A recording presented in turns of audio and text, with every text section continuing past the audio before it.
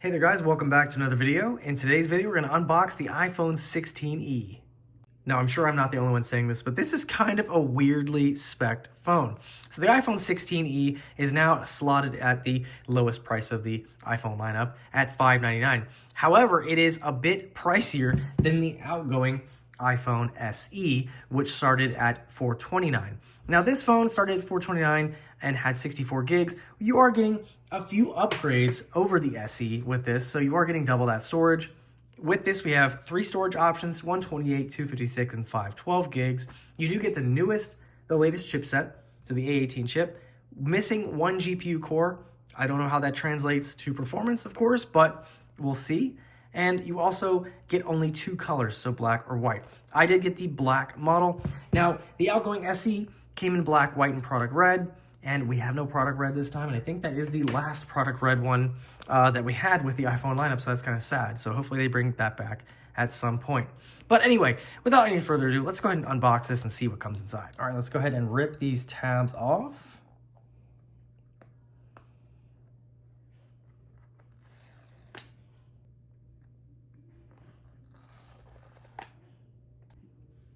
And opening the box, we reveal our iPhone 16e. I keep wanting to call it an SE, but it is not. We have a nice braided cable, and I believe this is going to be USB-C to USB-C. And then, of course, we've got our documentation, and no more Apple sticker, unfortunately, but that's all that's in the box. All right, let's go ahead and rip this off. Take a closer look here. So on the front, we have a 6.1-inch display. On the left side, we have an action button. We have our volume keys. On the back, we've got Apple logo, just that one camera. Got our power button on the side. On the bottom, we have our speaker, mic, and our USB-C. And honestly, feels pretty nice in hand. Doesn't really feel too much different than, say, an iPhone 15. Of course, we're just missing that one camera. All right, let's go ahead and boot this up for the first time. And as you can see, we have the older notch versus the dynamic island that we have on the newer ones. And we have a little bit of a thicker bezel around versus the newer iPhones. Let's go ahead and set this guy up. I'll go ahead and set it up as default. Now, because the 16e does have the latest chipset, we do get Apple Intelligence with this. So, of course, you've got the writing summarization, start of a new era for Siri, built for privacy. And then we also have that visual intelligence, which I believe is a more recent addition, and it can tell you what things are around you using your camera. Of course, we also have that action button, so you can customize this. By default, it's the silent switch, but we can go through the different options that we have available here. So you've got focus, camera, visual intelligence, flashlight, voice memo, Shazam, translate, magnifier, shortcuts, or accessibility. And then we have Siri, just tells you how to use it. And you can also type to Siri as well. It gives you some prompts to say. Siri, how's the weather? Hey Siri, send a message. Siri, set a timer for 3 minutes. Hey Siri, get directions home. Siri, play some music. Very nice. All right, we've got a couple different voices for Siri also. The colors of the sky fade with the setting sun. The colors of the sky fade with the setting sun. The colors of the sky fade with the setting sun. The colors of the sky fade with the setting sun. The colors of the sky fade with the setting sun. As the stars begin to... The colors of the sky... I think 4 sounds most like the kind of old Siri. Not now. All right, we also have emergency SOS with this one as well, so you get that option to use the satellite connectivity if you don't have service, which is nice. And then welcome to iPhone. This does look a little bit different than the setup I've seen before. And here we are at the main screen. Now I haven't set up cellular on this. It's gonna give you a whole bunch of stuff here. Kind of curious what version we have out of the box. It did offer an upgrade, but I wanted to see what it comes with. So out of the box, we have iOS 18.3. And of course, we have 128 gigs here, 101.95 gigs available. Now, we can see on the home screen, I think it has its own special wallpaper here.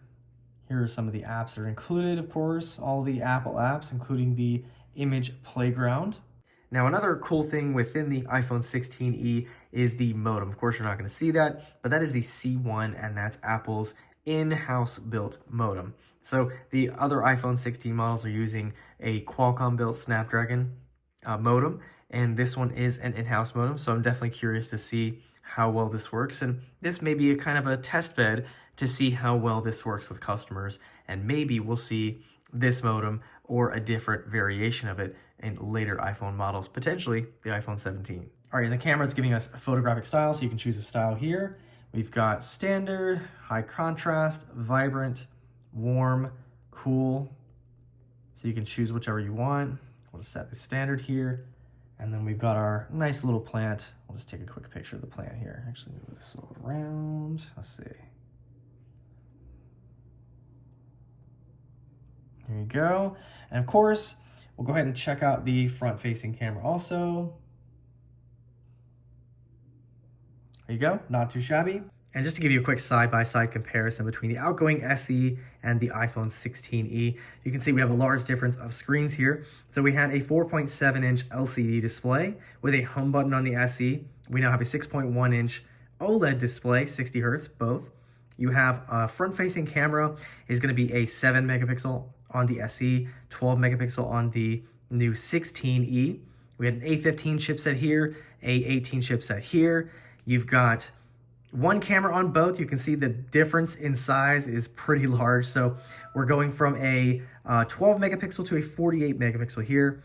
And you can see we had glass back here. I believe this is still glass, but it's matte. It's this glossy type, and you can see it collects fingerprints like no one's business. Now, this, I believe, was the last holdout with the home button. So now everything is the new style. Now we have that notch versus the dynamic island. And what's weird about this phone is, now, of course, you can get it for $599, but if you go one step up, you go to the iPhone 15, which has a step down in chipset, so you don't get Apple Intelligence, which I found kind of strange. Now, the iPhone 15 does have MagSafe. This does not. Kind of a weird holdout for me to not have MagSafe, but you can get a case with MagSafe, so that kind of eliminates that. The other thing that I found kind of strange, the charging speed. So for wireless, it's only 7.5 watts versus 15 to 25 watts for newer iPhones. Kind of strange there, but probably better for your battery, charging it a little bit slower anyway. And they may assume that people probably will just plug this in versus wirelessly charge.